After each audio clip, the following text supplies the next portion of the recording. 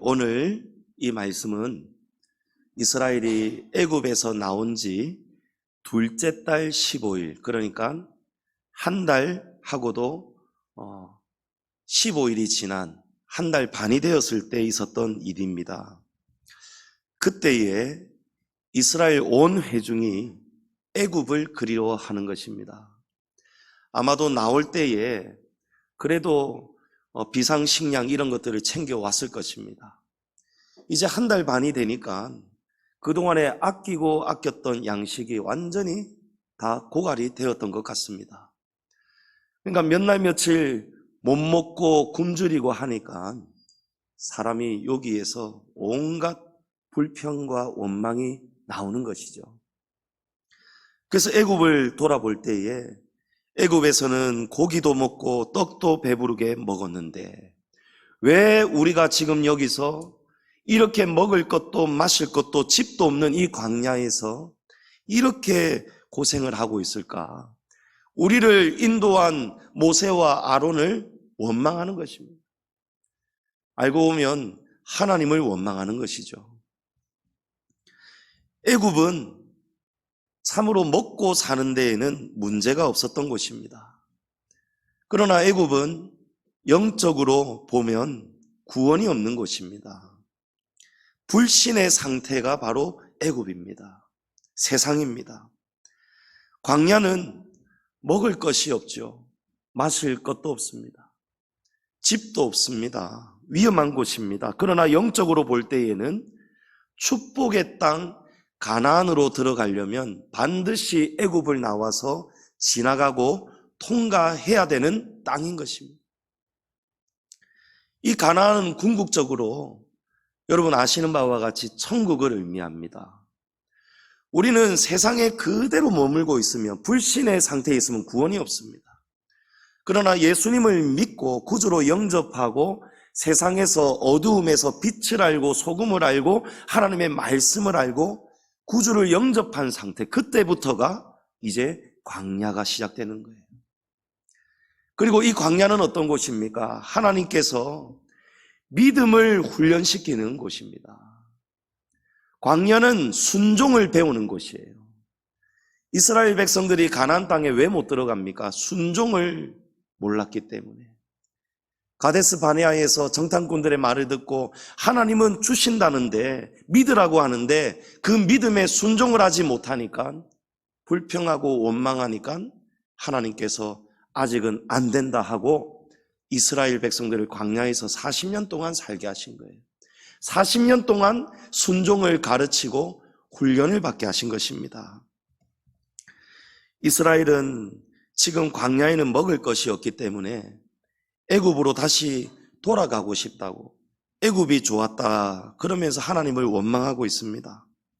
애굽을 나온 지 얼마 만에 지금 믿음을 버린 것입니까? 여러분, 애굽에서 나왔으면 광야에서는 이제 믿음의 시작이 상태거든요. 근데 하나님을 믿은 지 얼마 만에 지금 하나님을 놓아버리고 광야로 다시 불신으로 돌아가려고 합니까?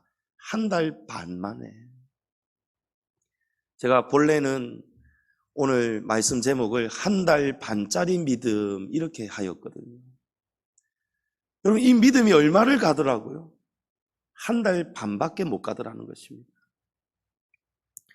한 달 반이 딱 지나니까요, 구원하신 하나님을 원망하고 다시 애굽이 더 좋았다라고 지금 표현하지 않습니까?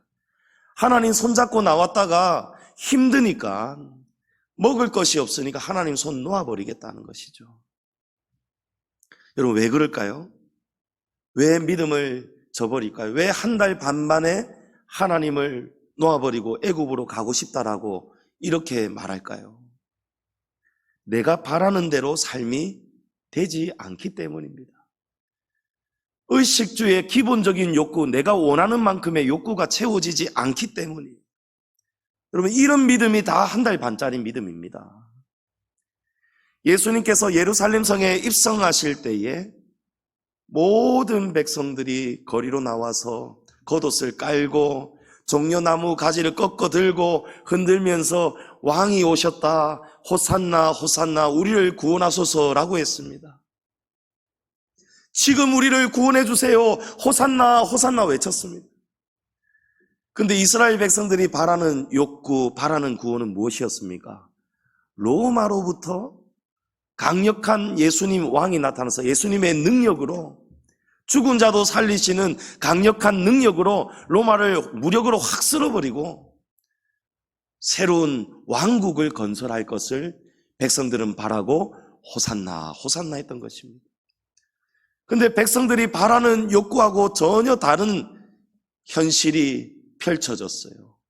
예수님은 너무 연약하였고 붙잡히셨고 밤새 매맞으셨고 사형수가 되셔서 십자가 형장으로 끌려가고 계셨단 말이에요. 빌라도가 재판할 때도 예수님과 흉악한 강도 바라바 중에 둘 중에 한 사람을 놓아주려고 했습니다. 빌라도가 신문을 한 결과 예수는 정말 죄가 없었습니다. 그래서 명절에 죄인 하나를 놓아주는 풍습이 있었는데 둘 중에 누구를 도와줄까? 이거는 아주 극단적인 예를 세운 것이죠. 누가 보아도 예수님을 풀어주어야 되는 거예요. 근데 예수님께 믿음으로 다가가고 제자가 되겠다고 하고 예수님이 나귀를 타고 입성하실 때 그렇게 환호했던 사람들, 열렬히 기뻐하고 찬송하고 칭송했던 사람들, 그 믿음의 사람들이 나중에는 어떻게 되었습니까? 자기들의 욕구가 채워지지 않으니까요. 예수님이 자기들이 바라는 그런 왕의 모습이 아니니까 그들이 어떻게 했습니까? 바라바를 풀어주고 예수를 십자가에 못 박으라는, 자기가 필요한 것이 채워질 때는 기뻐하고 감사하고 은혜가 넘치고 붙들다가 막 눈물이 흐르다가 자기가 원하는 대로 삶이 펼쳐지지 않고 교회 생활, 사회 생활, 직장 생활, 가정 생활 자기가 뜻하는 대로 되지 않을 때에 언제라도 손을 확 놓아버리는 믿음. 여러분, 그 믿음이 한 달 반짜리 믿음이더라고요. 여러분, 이스라엘 백성들은 지금 하나님을 이제 애굽에서 나온 지 사실은 한 달 반 전부터 하나님을 알아왔겠죠. 무엇을 보고 하나님을 믿었습니까? 10가지 재앙을 보았습니다. 오히려 저와 여러분보다도요, 이스라엘 백성들은 엄청난 하나님의 살아계신 생생한 현장을 목격했습니다. 굉장한 이적과 기사를 목격했습니다. 마지막 10번째 재앙, 좌우 문설주에 어린 양의 피를 우슬초에 묻혀서 적셔가지고 바르는 것까지 이스라엘 백성들은 정말 하나님이 두려운 분이라는 것을 알았습니다. 홍해가 갈라졌습니다. 또 오늘 말씀 전에 앞에 문맥을 보면요, 쓴물을 단물로 하나님이 바꾸어 주셨어요. 저와 여러분보다도 시각적으로 시청각 교육이 훨씬 더 생생한 교육을 받았어요. 하나님, 저와 여러분보다 하나님을 더 대단한 하나님을 직접 목도한 것입니다. 그런데도 어떻게 합니까?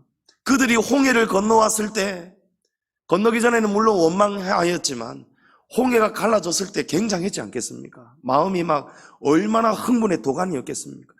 와, 정말 하나님 야훼시는 위대하신 분이구나. 어떻게 이 바닷길을 여시다니. 놀라지 않았겠습니까? 그 질퍽한 땅이 마른 땅이 되었다라고 합니다. 바로의 군대가 추격해 오는데 딱 하나님의 백성들이 다 구원을 받고 났을 때에 바다가 합쳐지면서 다 쓸어버렸잖아요. 여러분, 그때에 이 백성들이 어떻게 했겠습니까? 와, 하나님 감사합니다. 위대한 하나님 감사합니다. 감격이 흐르고 등에 전율이 흐르고 놀라지 않았겠습니까? 여러분, 놀라지 않겠어요? 진짜 놀랐을 것입니다. 하나님 위대하십니다. 막 칭송했을 거예요. 그런데 삶의 불편이 찾아오니까요, 먹을 것이 없어지니까요, 또다시 하나님의 손을 놓아버리고, 애굽이 좋았는데 왜 우리를 하필 이 광야로 데리고 나와서 여기서 죽게 만드는가. 하나님 원망하고 모세와 아론 원망하는 거예요. 여러분, 이런 믿음이 어떤 믿음이라고요? 한 달 반짜리 믿음. 성도님 여러분, 저와 여러분도 지금 광야에 살고 있습니다. 우리 지금 예수님을 영접하고 이제 세상에서, 우상에서 빠져나왔어요. 불신에서 이제 믿음으로 빠져나와서 지금 광야를 지금 지나가고 있습니다. 이제 머지않아서 우리가 천국 가나안 땅을 갈 것인데, 저와 여러분이 이 광야에서 살아갈 때에 만약에 우리도 마음속에 내가 바라는 대로 계획이 틀어지고, 내가 바라는 소원이 미끄러지고, 좋은 직장이 열려지지 않고, 좋은 대학, 좋은 길, 좋은 장래 열려지지 않고, 내 뜻하는 소원, 소망 이루어지지 않고, 사업이 어려워지고, 이런 난감한 일들, 시련이 찾아올 때에 우리 마음속에 있던, 이전에 있던 칭송과 감사와 기쁨이 있었는데, 은혜가 있었는데, 삶의 어려움이 닥치고 나니까 이 기쁨, 감사 온데간데 없이 사라지고, 하나님을 의지하는 손 놓아버리고, 이 마음에 우울함과 좌절과 또 하나님을 향한 원망과 불평, 이런 것들이 가득하다면 저와 여러분의 믿음, 어떤 믿음입니까? 그런 믿음이라면 어떤 믿음이에요? 한 달 반짜리 믿음이다. 진짜 믿음이 아니라는 것이죠. 마귀는 하나님의 손을 자꾸 놓으라고, 애굽이 좋았지 않느냐, 자꾸 세상으로 우리를 자꾸 발길을 돌리게 만듭니다. 마귀는 어쨌든지 우리의 시선을 하나님에게서 빼앗으려고 합니다. 하나님의 아들 예수님께도 마귀는 감히 접근해서 하나님의 손을 놓아버리면, 내 앞에 절하면 온 천하를 너에게 다 주겠다. 마귀가 예수님도 유혹했지 않습니까? 그때의 예수님은 어떻게 마귀를 물리치셨습니까? 마태복음 4장 4절에 사람이 떡으로만 살 것이 아니요 하나님의 입으로부터 나오는 모든 말씀으로 살 것이니라. 아멘. 마귀는 자꾸 떡을 가지고 우리를 흔드는 거예요. 사람이 구원을 받고 영생을 얻으려면 여러분, 떡을 목적으로 해서 사는 것이 아니라는 것입니다. 떡이 우리의 목적이 아니고 하나님의 말씀이 우리의 삶의 목적이 되어야 되는 것입니다. 한 달 반짜리 믿음은요, 한마디로 하나님을 잘 믿을 때, 떡이 있을 때는 하나님을 잘 믿었는데 떡이 딱 사라지고 나니까 하나님의 손을 놓아버리는 거예요. 그런 믿음이 바로 한 달 반짜리 믿음. 언제든지 변덕이 생길 수 있고 변질이 될 수 있는 믿음. 믿음의 뿌리가 깊이가 없는 상태. 반석 위에 집을 지은 것이 아니고 모래 위에 집을 지은 상태. 그럼 바로 그런 상태가 이런 한 달 반짜리 믿음입니다. 여러분, 하나님은요, 우리가 표적을 가지고 하나님 믿으면 안 됩니다. 내한테 뭐 굉장한 일이 벌어지고 기적이 일어나고 병고침을 받고 하는 일마다 다 잘 되고 시험 쳤다 하면 다 붙고 좋은 직장 가고 사업이 잘 되고 장사가 잘 되고 집도 사고 차도 사고 하는 일이 형통할 때, 그럴 때만 하나님 믿는 거 믿음 아니라는 거예요. 어떤 분은 막 은혜가 넘쳤습니다. 이 강단에서 막 빛이 나고 그런 거를 하나님이 영안을 열어주셔가지고 막 은혜도 받고 했습니다. 신방을 갔더니요, 어두웠던 집안이 환해지면서 그분이 영안이 열려가지고 목사님 오셔가지고 말씀 전하시고 이러니까요, 막 자기 안에 막 기쁨이 넘치고 주변이 환해지는 것을 봤다는 거예요. 하나님이 꿈도 보여주시고 환상도 보여주시고 그랬는데요, 여러분, 조금 자신하고 교회라든지 주의 종이라든지 환경이라든지 코드가 딱 조금 달라지기 시작하니까요, 안색이 변하고 표정이 변하고 마음이 변하고 사랑이 식어지고 사정없이 손을 싹 놓아버리는 거예요. 여러분, 사람은요, 떡을 위해 사는 것이 아닙니다. 하나님의 말씀을 위해 살아야 됩니다. 하나님의 말씀이 무엇을 원하시는가, 무엇을 기뻐하시는가. 여러분, 마귀는 자꾸 시험을 가지고 우리를 흔드는 존재란 말이에요. 마귀는 자꾸 교회를 흔들어 버립니다. 항상 평안한 것은 그건 교회가 아닙니다. 성령이 역사하는 곳에는요, 반드시 악한 영도 역사하는 거예요. 물이 잔잔하면 썩는다 했죠.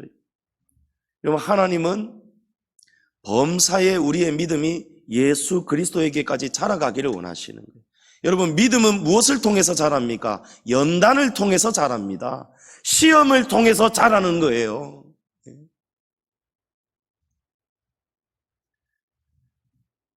우리가 떡이 사라지고 나면 내가 원하는 대로 되지 않는 그런 상태가 될 때에 하나님을 원망하고 우리의 믿음을 놓아버린다면 여러분, 그 믿음을 가지고는 광야를 통과할 수가 없습니다. 그 믿음 상태를 가지고는 천국에 들어갈 수가 없는 것입니다. 성도님 여러분, 한 달 반짜리 믿음에만 절대로 머물러 계시면 안 됩니다.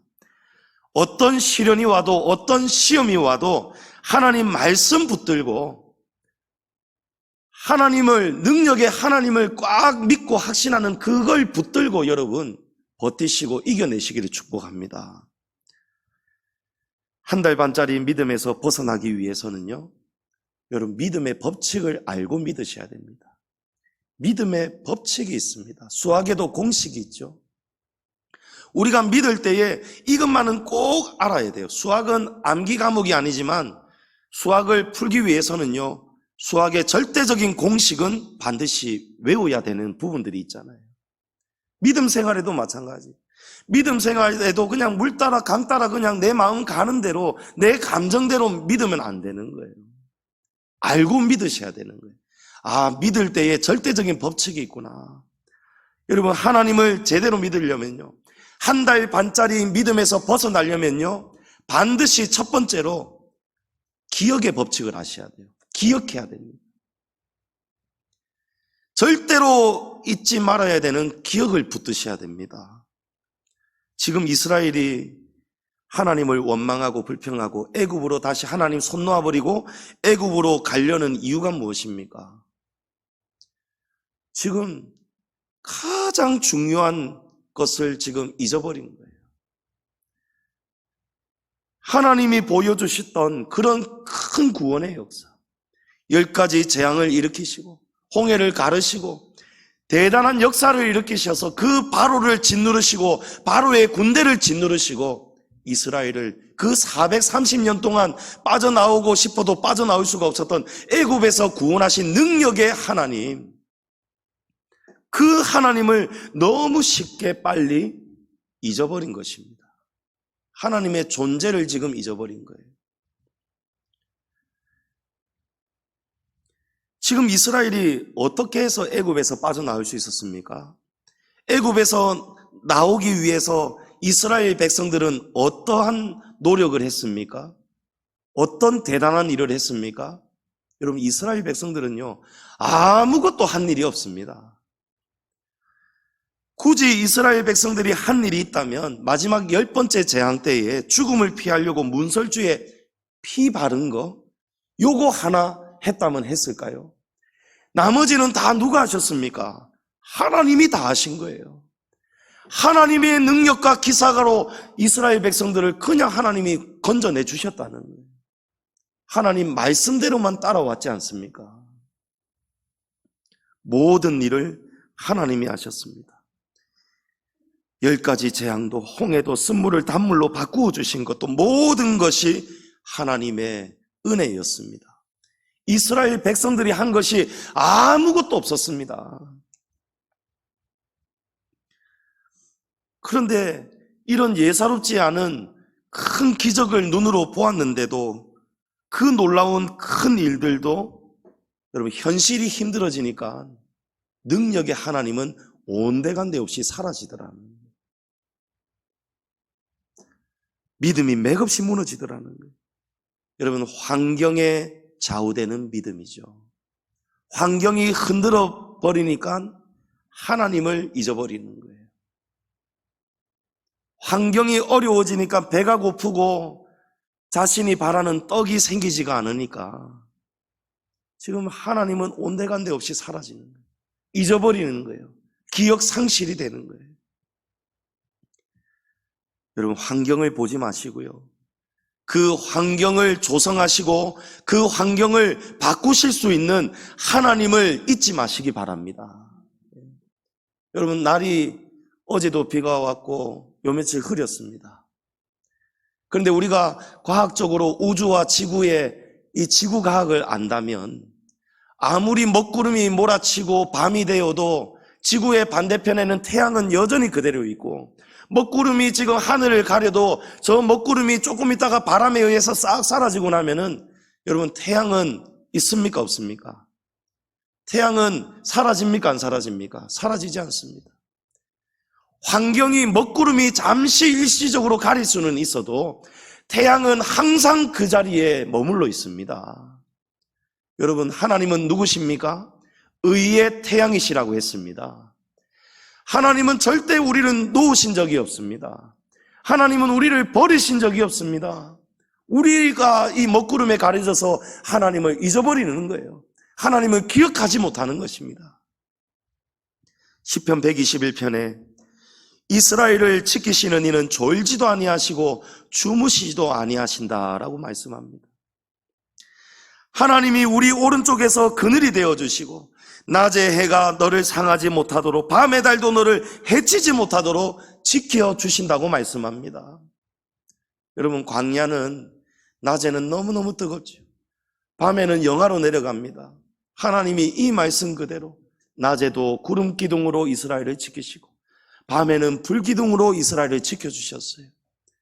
여러분, 그러면 이스라엘 백성들이 지금 먹을 것이 없고 떡이 없을 때에 하나님을 잊어버릴 것이 아니고 유일한 방법은 무엇입니까?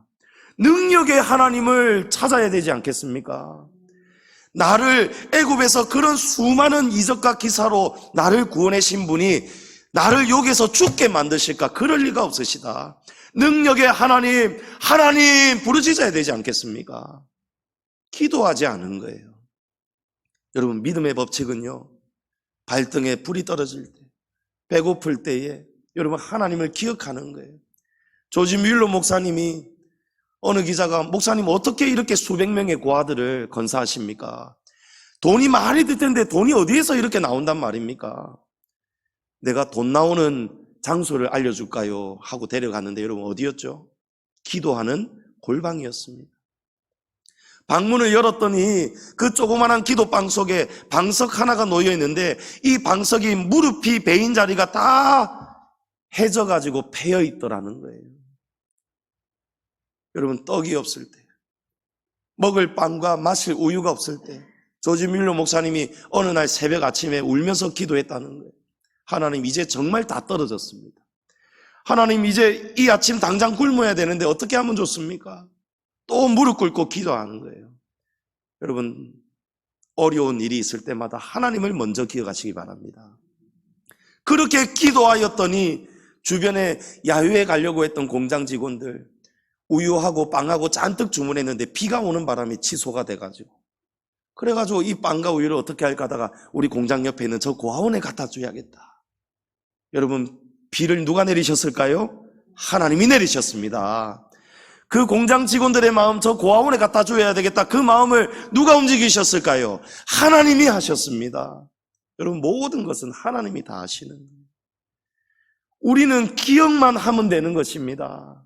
하나님은 나를 사랑하신다. 하나님은 나를 사랑하셨다. 여러분, 처음 믿었을 때의 그 사랑, 그 첫사랑. 지금 조금 힘들다고 여러분 과거를 잊으면 안 되는 거예요. 여러분, 믿음의 법칙 첫 번째, 하나님을 꼭 기억하시기 바랍니다. 하나님이 우리 교회를 변함없이 기억하고 계시죠. 우리의 어려운 것을 아시고 하나님이 채우고 계세요. 지난주일 전도축제 바로 전날 토요일에도 하나님이 서울의 어느 집사님 통해서 500만 원 교회로 헌금 송금해 주셨어요. 그 전주에도 하나님이 자꾸 외부에서 물질을 보내주시더라고요.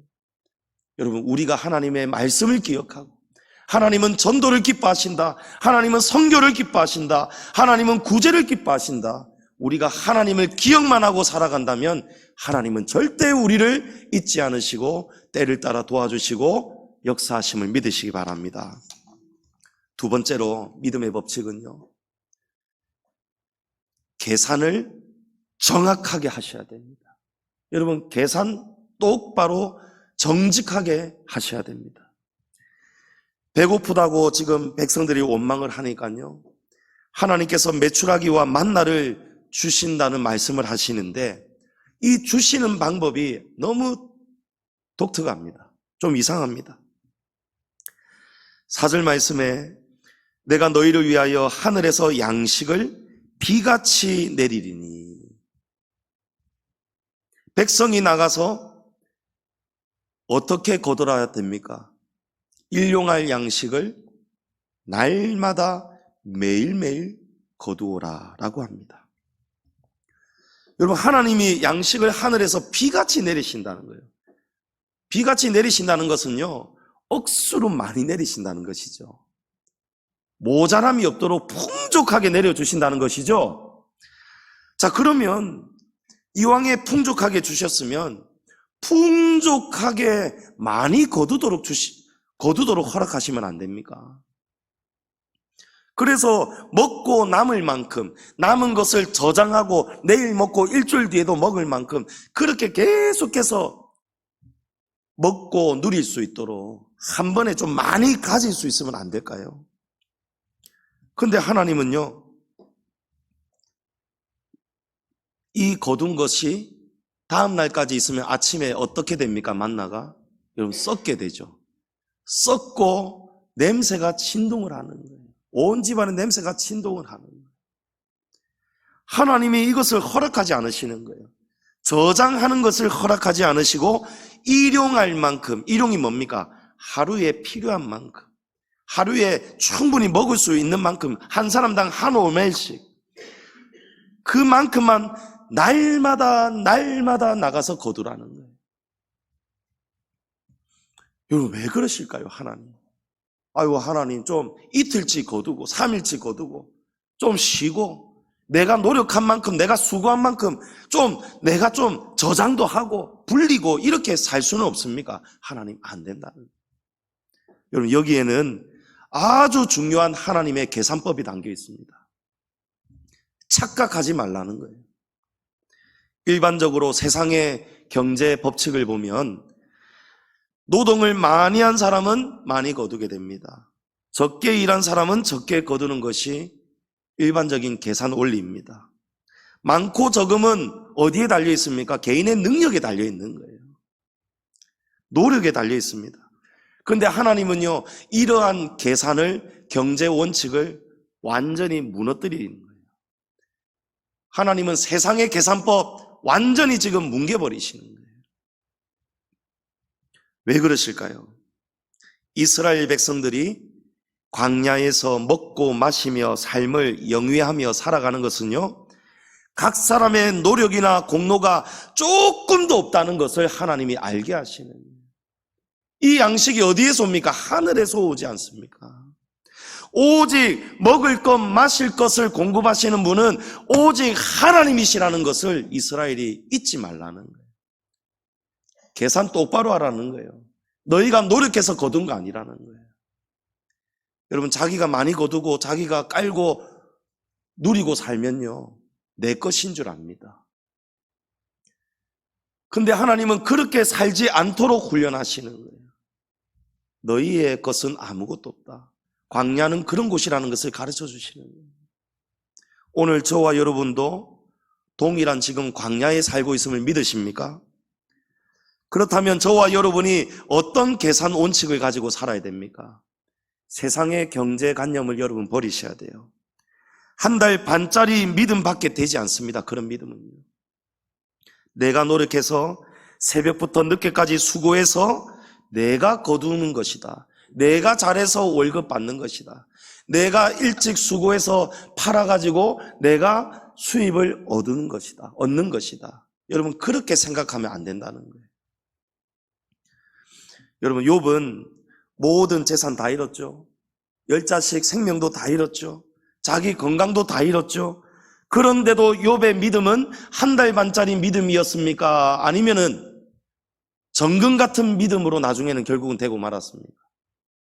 정금 같은 믿음이었어요. 실현의 과정은 있었지만 나중에는 욥이 정말 한계가 오니까 흔들린 적도 있었지만, 그러나 욥의 믿음은 분명한 것은요, 한 달 반짜리 믿음이 아니었어요. 왜 그럴까요? 욥에게는요, 똑바른 계산이 자리하고 있었어요. 욥은 계산기를 제대로 두드리는 정직한 사람이었기 때문입니다.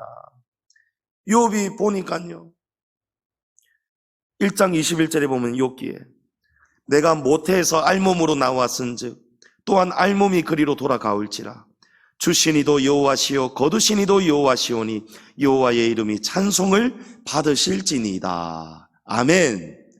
어떤 고백입니까? 하나님이 가르쳐 주신 계산법을 그대로 고백하고 있는 거예요. 하나님, 저는 처음부터 아무것도 아닌 자였습니다. 그 동방에 큰 재산을 가졌지만 그거 제 거 아니었습니다. 주신 분이 누구시라고요? 여호와십니다. 여호와께서 여호와의 것을 거두시는 것도 당연한 것입니다. 그러니까 욥의 믿음에는 문제와 변화, 변질이 있습니까? 없습니까? 아무 문제가 없는 거예요. 여호와의 이름이 찬송을 받으실지니이다. 아멘. 여러분, 내 거라고 생각하면 아까워요. 내 거라고 생각하면요, 막 인색해지고 시험이 듭니다. 그러나 하나님이 주셨습니다 라는 것을 우리가 똑바로 정직하게 계산하고 살면요, 주를 위해 드리는 것, 하나님께서 때로는 섭리하셔서 우리의 것을 취하기도 하시고 여러 가지 연달을 하셔도 우리의 믿음은 흔들리지가 않는다는 거예요. 광야 세상에서 여러분, 우리의 것은 아무것도 없습니다. 자식도 내 것이 아니고요, 내 생명도 내 것이 아니고요, 모든 것이 하나님이 주신, 하나님이 공급하시는 하나님의 것임을 인정하시기 바랍니다. 하나님이 모든 것을 공급해 주고 계심을 믿습니다. 시간도, 물질도, 건강도, 자녀도, 직장도, 기업도, 모든 것이 하나님의 은혜입니다. 여러분, 이 믿음의 법칙, 하나님이 모든 것을 공급하시는, 신명기서와 학계에 있는 말씀들, 은도 내 것이고 금도 내 것이고 내가 너희에게 재물 얻을 능력을 준 것이 바로 나 여호와라는 그 말씀을 여러분 믿지 못한다면요, 여러분 지금 잘못된 계산 가지고 하나님을 잘못 섬기고 계시는 거예요. 여러분, 하나님의 것을 인정하시기 바랍니다. 우리는 청지기입니다. 11조도 그런 신앙인 거예요. 11조는 10개가 다 하나님의 것이지만 하나님 감사합니다. 하나님께서는 이 중에 한 가지만을 믿음의 고백으로 확인하시기 위해서 물질보다 하나님이 우선이라는 그 증표로 보이라고 하나님이 제게 이 10의 1만 달라고 하셔서, 주님 제가 믿음으로 드립니다. 여러분, 10의 1은 무엇입니까? 하나님, 내가 잘해서 거둔 것 아닙니다. 모든 것이 주님이 주셨습니다. 그러나 하나님이 나를 위해서 나 먹고 살도록 나머지 9은 나를 위해서 마음대로 쓰게 하시면서 그 중에 하나만 이 물질의 주인이 하나님이라는 증거로 고백하는 그 믿음의 고백으로 10의 1을 나에게 하나님이 달라고 하셨습니다. 하나님 감사합니다. 10의 1이 아니고 2를 달라 하셔도 3을 달라 하셔도 드려야 되는데 주님 약속하신 대로 제가 1만 드리겠습니다. 주님 믿습니다. 모든 것의 주인은 하나님이십니다. 여러분, 이런 청지기의 삶, 그런 청지기의 삶을 살아갈 때 하나님은 우리에게 무엇을 주신다고 약속합니까? 복을 주신다는 거예요. 11조를 해서 나를 시험해 보라는 거예요. 내가 복을 쏟아 부어주나 안 부어주나 보라는 거예요. 여러분, 하나님 말씀 그대로 믿으시기 바랍니다.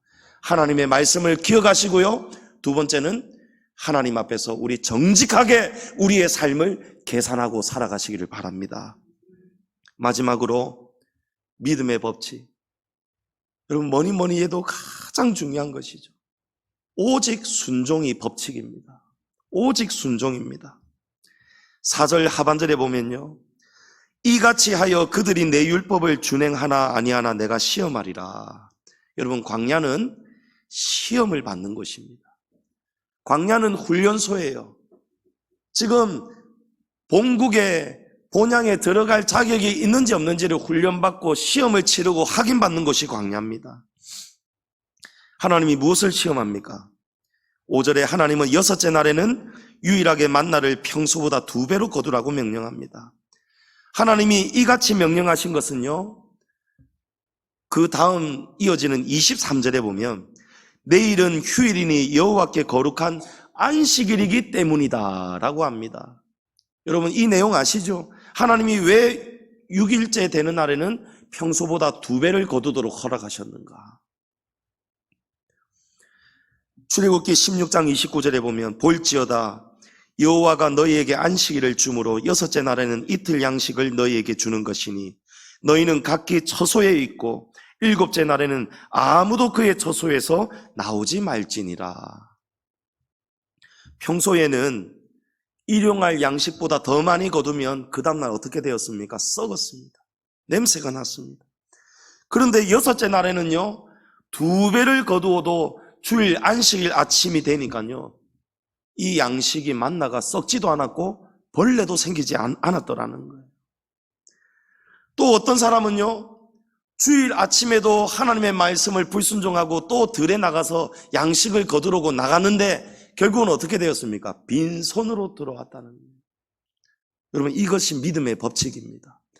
하나님은요 순종하는 사람에게는요 안식을 주십니다. 하나님이 주일에 일하지 않아도 주일에도 굶지 않도록 하나님이 편안하게 쉴 수 있도록 안식을 주시고 먹을 것을 보장해 주시는 거예요. 벌레도 생기지 않고 썩지도 않았습니다. 그러나 불순종을 하니까요 주일에 나가서 일을 하러 나갔더니요 여러분 나가는 수고, 그러나 손에는 아무것도 쥐지 못하고 빈손으로 돌아왔다는 거예요. 여러분 하나님은 순종하는 자에게 복을 주십니다. 쉼을 주십니다. 사랑하는 성도들에게 이 주일을 기억하라는 거예요. 이 날은 쉬면서 아무 일도 세상 일 하지 말고 오직 이 날에는 나와 교제하자는 거예요. 창조주 하나님을 기억하는 날이 주일입니다. 하나님과 교제하고 하나님을 예배할 때에 하나님이 무엇을 주십니까? 위에서 영혼의 만나를 부어주시는 거예요. 지금 보이지 않아도 여러분의 영혼이 지금 살아나고 있음을 믿으시기 바랍니다. 예. 여러분의 영혼이 아멘도 나오고 은혜도 받고 동의가 일어나고 감동도 받고 도전도 받고 여러분 그 모든 것이요 지금 영혼이 지금 양식을 먹고 살아나는 증거임을 믿으시기 바랍니다. 시편 127편 2절에 너희가 일찍이 일어나고 늦게 누우며 수고의 떡을 먹음이 헛되도다. 그러므로 여호와께서 그의 사랑하시는 자에게는 잠을 주시는도다. 여러분 하나님은요 우리를 힘들게 하시려고 고생시키시려고 광야 세상 살아가도록 하시는 분이 아니에요. 순종하는 사람들에게는 부족하지 않도록 일용할 양식을 주시고 주일에는 안식과 복을 내려주시기 위해서 하나님이 이 법도를 정하신 거예요. 성도님 여러분, 오직 순종으로 복 받으시기 바랍니다. 주일 지키는 거 여러분 여러 가지 유혹들 사건들이 있죠. 그럴 때에 여러분 정말 내가 몸부림을 친다 생각하시고 주일 안 지키면 나는 죽는다라는 그런 두려움을 가지시고 정말 그 모든 유혹들 한번 이겨보십시오. 하나님이 그때의 복을 쏟아 부어주시는 거예요. 아이고 아무개 집사야 아무개 성도야 잘하였다. 네가 지금까지는 그 유혹을 못 이겼었는데 아이고 이제 드디어 이기기 시작하는구나. 이제 한 달 반짜리 믿음에서 벗어나기 시작하는구나. 하나님이 주일을 보장해 주시고 주중에 삶도 보장해 주시고 여러분의 가정도 사업도 직장도 하나님이 붙들고 책임져 주실 줄을 믿습니다. 신명기 8장 16절에 내 조상들도 알지 못하던 만나를 광야에서 내게 먹이셨나니 이는 다 너를 낮추시며 너를 시험하사 마침내 내게 복을 주려 하심이었느니라. 아멘. 여러분 하나님이 왜 우리에게 오직 순종을 시험하십니까? 우리에게 더 좋은 복을 주시기 위해서. 여러분 순종하면 떡이 생깁니다. 예. 떡을 위해서 불순종하지 마시고 순종하셔서 떡을 받으시기 바랍니다. 육신의 떡도 배불리 먹는 복이 임하시고 영혼의 만나 떡도 우리 안에 충만하게 임하는 영생의 복락 누리시기를 축복합니다. 사람은 광야에서 내가 노력해서 내 것을 얻고 소유하는 곳이 아님을 기억하시기 바랍니다. 여러분 내 마음대로 내 뜻대로 풀리지 않는다고 하나님에게서 멀어지면 안 됩니다. 그럴 때에 더욱 하나님을 기억하셔야 됩니다. 내가 잘한다고 내가 노력해서 성공할 수 있다는 것도 여러분 버리셔야 되는 거예요. 그거 잘못된 계산이에요. 주시는 분도 하나님이십니다. 되게 하시는 분도 하나님이십니다. 하나님이 이 길을 안 되게 하시면은 다른 길을 예배하시고 계시다는 것을 기억하시고 그 하나님 앞에 더 매달리셔요. 하나님, 제 힘으로는 아무것도 할 수가 없습니다. 기억하시고 계산 똑바로 하셔서 하나님 앞에 좋은 길을 인도받으시기 바랍니다. 이제 떡을 위해 살지 마시고 한 달 반짜리 믿음에 머물지 마시고 믿음의 법칙을 여러분 확실히 기억하셨어요. 이 믿음의 법칙대로 세상을 살아가면은 여러분 웬만한 시험, 큰 시험 다 이길 수 있습니다. 하나님을 기억하시고 욥과 같이 하나님 앞에서 계산 정직하게 하시고 또 마지막으로 하나님 앞에 오직 하나님 말씀에 순종하실 때에 여러분의 영혼이 잘 되고 범사가 잘 되는 그런 믿음의 주역들 다 되시기를 주의 이름으로 축복합니다.